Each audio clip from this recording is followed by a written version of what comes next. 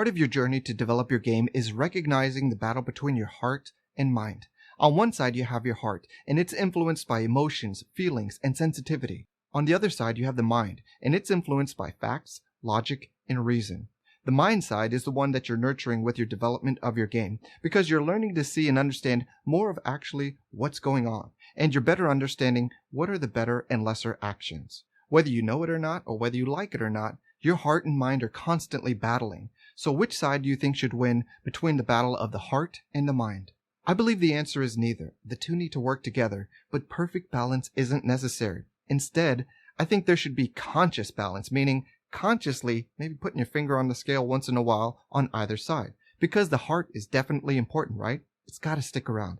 But so is the mind, so they both have to stick around. We all have default settings that are a little bit or a lot more heart or mind.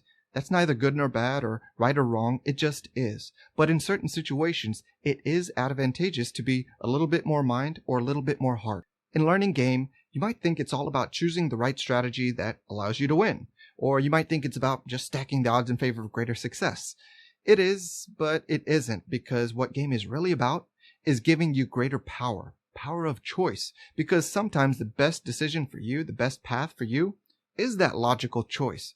But sometimes you need to overpower your logic because it doesn't align with you, and instead you need to follow your heart because you could be logical, but it wouldn't be who you are. You need to have that power of choice to bounce between your mind and your heart depending on what best serves you. You might think of it as having two backseat drivers that are quarreling and trying to boss you around, telling you which direction to go in. But ultimately, it's your responsibility who you're going to listen to. But you need to be aware of these dynamics because whether you're more heart or more mind, you have to take control once in a while and override the system, taking a left when normally you take a right. Because you can't always do what you've always done, or you'll always get the same results. So once in a while, you do have to mix it up. You want to develop the ability to turn the volume up or down on either the heart or the mind, because in different situations, one might be an advantage or it could be a disadvantage. Ultimately, you have to take control because you need to make the heart and the mind work for you and not against you. Consider when your heart is running the show and the volume is turned up way too high, emotions can make you chaotic, and this can be an issue for you or others because emotions cloud the mind with ideas and delusion. Emotions can overpower logic, reason, and sound decision-making thoughts. So understand, emotional decisions and actions often become regrets, like saying or doing things that you wish you hadn't. Now let me give you some recommendations to combat your emotions. The first is time. Time will naturally dissolve your emotional state. You just can't hold on to it forever. The second is sleep. Sleep basically follows along with time, but you're unconscious, and you understand that you can go to bed and you just don't wake up in the same emotional state when you have had a night's sleep or a nap. And the third example is venting. Find a safe place, a friend, someone who can just allow you to get whatever's out without any harm, without any foul. And then there's meditation, something that I really recommend to everyone because it'll do so much, but especially it'll help you combat and overcome your challenging emotions because that's part of what it really does. It really allows you to get in your head and take more control, as well as, of course, the relaxation benefits. And then there's distraction. Find something that you find interesting and some activity that you like or whatever can just occupy your mind or your energy and allow that to just use up your mind, use up your energy instead of whatever you're emotional about. And then you can also use that energy for exercise, which I would recommend because it's bang for your buck. I mean, you want to get rid of energy, exercise. And then last, let me finish with logic. Because if you want to combat and overcome emotions, one great strategy is to break down what you're emotional about through logic. If you continually break it down piece by piece in a logical approach, you will realize that it takes away a lot of the power and it breaks down a lot of the things and puts things in perspective, allowing you to better combat and overcome that emotional state.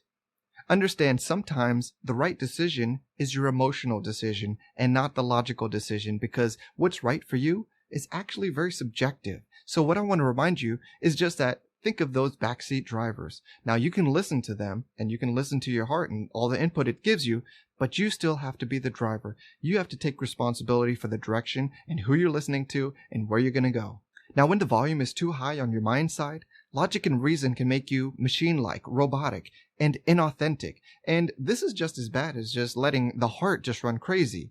Understand that between the heart and mind, neither is right or wrong, neither is better or worse. It depends on the situation, but you have to take control.